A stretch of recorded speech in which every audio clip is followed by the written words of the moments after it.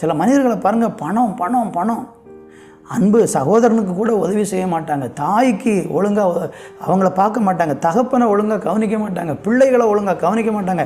பணம் பணம் பணம், இப்படி பணத்துக்கு பின்னால் ஓடிக்கொண்டு இருக்கிற மனுஷர்கள் கடைசியில் எங்கே போய் முடிவாங்களாம் பாருங்கள்? சோதனையில், கண்ணியில், அழிவில், மதிகேடில், பலவிதமான இச்சைகளில் போய் அகப்பட்டு கொள்வாங்க. பணத்தை சேர்க்கணுன்னு ஓடுறவங்க பொய் சொல்ல ஆரம்பிச்சிருவாங்க, வஞ்சிக்க ஆரம்பிச்சிருவாங்க, அடுத்தவங்களுடைய பொருளை அபகரிக்க ஆரம்பிச்சிருவாங்க, துணிகரம் அவங்களுக்குள்ளே வந்துடும்.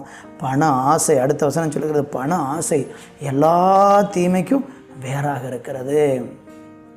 என் அன்பு சகோதர சகோதரிகளே, நாம் இந்த உலகத்தில் ஒன்றுமே கொண்டு வந்ததில்லை, ஒன்றையும் கொண்டு போக போகிறதில்லை. கர்த்தர் ஏதாவது கொடுத்துருக்கிறாரா? இன்றைக்கி ஏதாவது நீங்கள் கையில் வச்சுருக்கிறீங்களா? அது கடவுள் கொடுத்த ஈவுன்னு நினச்சிக்கோங்க. அவருக்கு நன்றி சொல்லுங்கள். மற்றவங்களுக்கு கொடுத்து உதவுங்க. ஏழைகளை கண்டு அவங்களுக்கு இரக்கம் பாராட்டுங்க.